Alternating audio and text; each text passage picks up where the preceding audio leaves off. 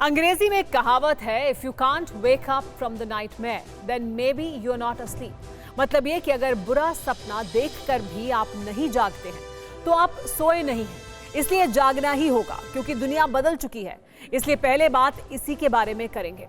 रूस हमला करेगा, यूक्रेन तबाह होगा, चीन और ताइवान में जंग की तनातनी होगी। साल भर पहले तक शायद ही किसी ने इस बारे में सोचा होगा, लेकिन ये सभी बातें अब हकीकत के धरातल पर हैं। इसीलिए बात सिर्फ यूक्रेन और रूस की नहीं करेंगे, पूरी दुनिया के बारे में बताएंगे, वो भी सवालों के साथ कि 7 महीने में कैसे पूरी दुनिया के हालात बदल गए। 2022 के चंद महीनों में कैसे वर्ल्ड ऑर्डर बदल गया। तथ्यों, तस्वीरों और सबूतों के साथ दुनिया के बदले हालात की हर हकीकत को सामने रखती ये सुपर एक्सक्लूसिव रिपोर्ट देखिए। ऐसा ही हुआ था उस रोज जब पहली बार यूक्रेन के आसमान में वज्र टूटा था। किसने कल्पना की थी कि यूरोप की दहलीज यूं ही धधकती रहेगी? कौन जानता था कि तरक्की की राह पर बढ़ता मुल्क बर्बादी के मुहाने पर चला जाएगा। यूक्रेन के जिन खेतों में फसलें लहलहाती थी, वहां इंसानी जिस्मों के चिथड़े दफन हैं। जिन रास्तों पर किलकारियां गूंजती थी वो पाताल में समा चुके हैं।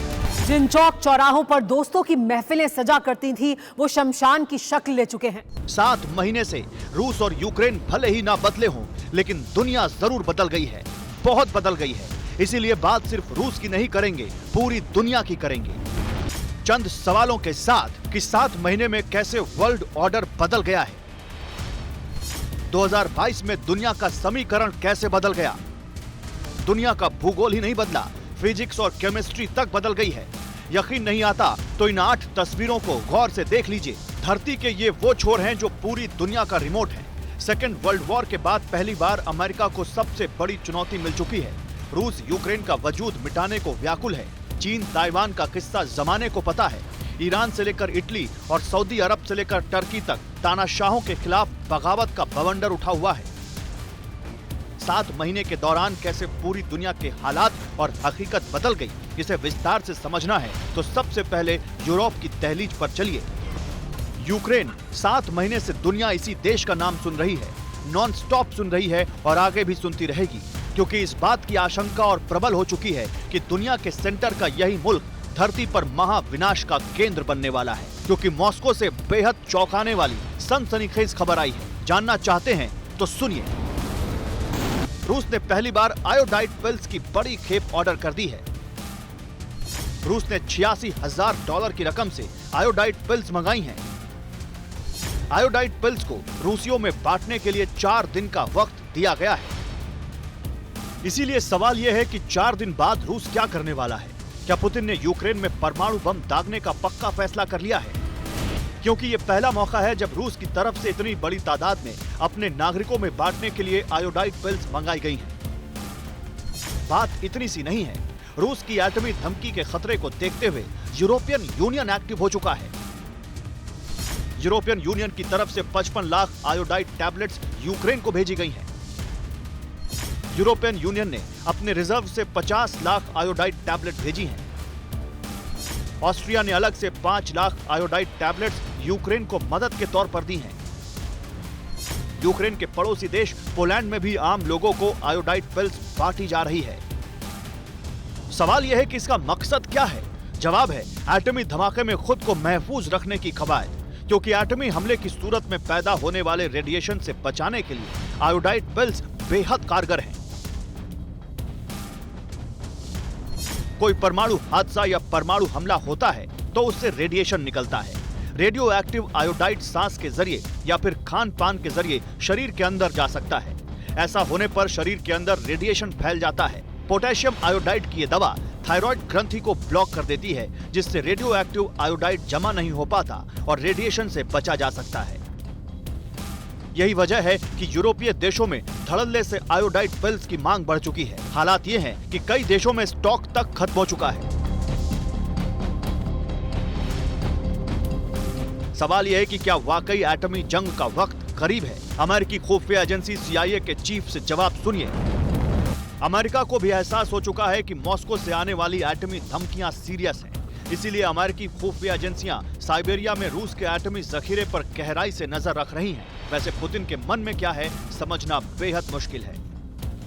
पिछले 7 महीने के दौरान दुनिया ने सदी का सबसे भीषण युद्ध ही नहीं देखा है, बल्कि देशों की बदलती सोच और बदलते नजरिए को भी करीब से देखा है। दुनिया के 3 तानाशाहों के खिलाफ आधी आबादी का यलगार आप भी देखिए। तेहरान की मीनारों से उठता ये धुआं खुमैनी की तकियानुसी ख्वाहिशों को खाक कर रहा है। ये दर्द, ये जुल्म और ये चीखें ईरान के उन हुक्मरानों के मुंह पर तमाचा है जिनकी ज्यादतियों को सहते सहते ईरान की नारी का सब्र जवाब दे चुका है। अब ये आग नहीं बुझने वाली है, बल्कि हिजाब के खिलाफ ईरानी महिलाओं की जंग तेहरान की चौहद्दी को तार तार कर चुकी है। ईरान से उठी चिंगारी ने आधी दुनिया को आगोश में ले लिया है। ये तस्वीरें तिकड़मी तानाशाह एर्दोआन के मुल्क टर्की की हैं, जिसे ईरान की महसा अमीनी की तरह टर्की की मशहूर सिंगर मेलेक मोसो ने चुनौती दे दी है, जिन्होंने हिजाब के खिलाफ स्टेज पर परफॉर्मेंस के दौरान अपनी बालों की आहुति दे दी। ईरान में हिजाब के खिलाफ बगावत का असर अंग्रेजों के देश में भी देखा जा रहा है। लंदन में मचे इस बवाल को देखिए, जहां हिजाब के समर्थक और विरोधी आपस में भिड़ गए। दोनों तरफ से जमकर मारामारी हुई। हिजाब के खिलाफ आंदोलन की आग कैसे दुनिया के देशों को अपनी चपेट में ले रही है, इन 3 तस्वीरों से समझा जा सकता है।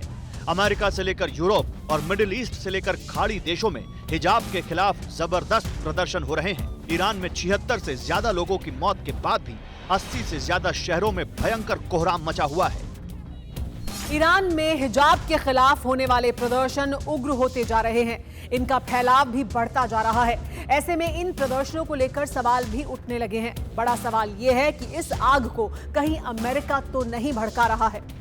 ईरान में ऐसे प्रदर्शन पहली बार नहीं हो रहे हैं। 3 साल पहले तेल की कीमतों के खिलाफ भी ईरान के कई शहरों में जबरदस्त प्रोटेस्ट हुए थे। लेकिन जिस तरह से हिजाब आंदोलन की आग पूरे ईरान को खाक कर रही है, उससे उंगलियां अमेरिका की तरफ भी क्यों उठने लगी हैं, ऐसे समझिए। अमेरिका ईरान की मोरालिटी पुलिस पर बैन लगा चुका है। हिजाब आंदोलन के बाद अमेरिका ईरान पर और प्रतिबंध लगा सकता है। यूरोप के कई देशों में ईरानी डिप्लोमेट्स को तलब किया जा रहा है। कनाडा ने खुलकर ईरान की हुकूमत को कटघरे में खड़ा किया है। सबसे खास बात यह है कि ईरान में हिजाब के खिलाफ सबसे जोरदार प्रदर्शन कुर्द कर रहे हैं। ईरान में करीब 1 करोड़ कुर्द आबादी है। कुर्दों को खुले विचारों वाला माना जाता है। कुर्दिश नेताओं के नेटवर्क कई देशों में फैले हैं। खुले और प्रोग्रेसिव ख्यालात का होने की वजह से कुर्दिश समुदाय हमेशा तेहरान की सरकार के निशाने पर रहता है। इसीलिए माना जा रहा है कि कुर्दों के सहारे अमेरिका ने ईरान की रईसी हुकूमत के खिलाफ तख्ता पलट का पूरा प्लान तैयार कर लिया है। पिछले 7 महीने के दौरान यूरोप और मिडिल ईस्ट ही नहीं, दुनिया के कई देशों में समीकरण पूरी तरह से बदल गए हैं। यूरोप के दक्षिणी छोर के देश इटली में भी बड़ा बदलाव हुआ है। दमकता चेहरा, सुनहरे बाल और तीखी जुबान मोहतरमा का तारुफ जॉर्जिया मेलोनी है, और अब इटली का भूत, वर्तमान और भविष्य इन्हीं के जिम्मे है। जॉर्जिया मेलोनी इटली की पहली महिला प्रधानमंत्री बनने वाली है। लेकिन खबर इससे भी बड़ी है, वो ये कि इटली में दूसरे विश्व युद्ध के बाद पहली बार धुर दक्षिणपंथी पार्टियों की सरकार बन रही है। 45 वर्षीय जॉर्जिया मेलोनी की पहचान इटली की दक्षिणपंथी नेता की है।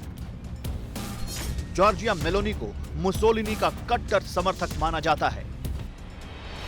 इटली में सरकारें बदलती रहती हैं। चुनाव भले ही 5 साल में होते हों, लेकिन इटली में 77 साल में 70 बार सरकार बदल चुकी है। इसकी सबसे बड़ी वजह इटली की राजनीति का मुसोलिनी के इर्द गिर्द घूमना है। वैसे मुसोलिनी कौन था? बेनिटो मुसोलिनी इटली के 40वें प्रधानमंत्री थे, जिन्होंने 20 साल तक देश पर शासन किया। मुसोलिनी को इतिहास के सबसे क्रूर तानाशाहों में गिना जाता है। मुसोलिनी ने ही इटली में 1919 में फांसीवाद की नींव रखी थी। इसीलिए मुसोलिनी समर्थक जॉर्जिया मेलोनी का प्रधानमंत्री बनना यूरोप के लिए बड़ा बदलाव माना जा रहा है। जो यूरोपीय देश खुले विचार वाले माने जाते थे, वहां कट्टरता जन्म ले चुकी है, क्योंकि जॉर्जिया मेलोनी की इमेज मुसलमान विरोधी की है। मेलोनी की एक स्पीच वायरल हो रही है, जिसमें वो नई मस्जिद ना बनाने के साथ ही मुसलमानों के लिए सख्त कानून बनाने की बात कर रही हैं। इटली में जहां कट्टरता का आगाज हो चुका है, वहीं किसी दौर में कट्टरपंथी सोच वाले सऊदी अरब में खुले ख्यालात की शुरुआत हो चुकी है। सऊदी क्राउन प्रिंस मोहम्मद बिन सलमान को सऊदी अरब का नया प्रधानमंत्री बनाया गया है। सऊदी क्राउन प्रिंस अपने पिता किंग सलमान अल सऊद की जगह लेंगे। मोहम्मद बिन सलमान का किंग सलमान की जगह प्रधानमंत्री बन जाना सऊदी के लिए कई मायनों में खास है। इसकी वजह उनकी देश की उदार छवि गढ़ने की कोशिशें हैं, जिनका असर साल 2017 में क्राउन प्रिंस बनने के बाद से लगातार दिखता भी आया है। पिछले कुछ सालों में मोहम्मद बिन सलमान ने कई ऐसे फैसले लिए हैं जिनकी वजह से वो कट्टरपंथियों के निशाने पर भी रहे हैं। मोहम्मद बिन सलमान ने 2018 में महिलाओं को ड्राइविंग का अधिकार दिया, महिलाओं को वोटिंग राइट्स भी दिए, मस्जिदों से लाउडस्पीकरों की आवाज कम करवाई, कट्टरपंथी समूहों मौलवियों की दखलंदाजी और उनके फतवों पर सख्ती से रोक लगाई, देश में रिलीजियस पुलिस जैसे कल्चर पर रोक लगाई। सऊदी अरब में सदियों से चल रही पाबंदियों में छेड़छाड़ कर मोहम्मद बिन सलमान की आलोचना भी खूब होती रही है। कई बार उनके फैसलों के खिलाफ दक्षिणपंथी एक्टिव भी रहे, बावजूद इसके वो किसी के सामने नहीं झुके। जाहिर है 2022 में दुनिया बड़े बदलाव के दौर से गुजर रही है। रूस और यूक्रेन युद्ध हो या फिर चीन अमेरिका की तनातनी, धरती का हर छोर धधक रहा है। कई देशों में उथल पुथल मची है। कोरोना के 2 साल बाद दुनिया ने जमाने के लिए दरवाजे खोले थे, लेकिन शायद ही किसी को इस बात का एतबार रहा होगा कि महामारी की धुंध छटते ही दुनिया में मारा मारी होने लगेगी।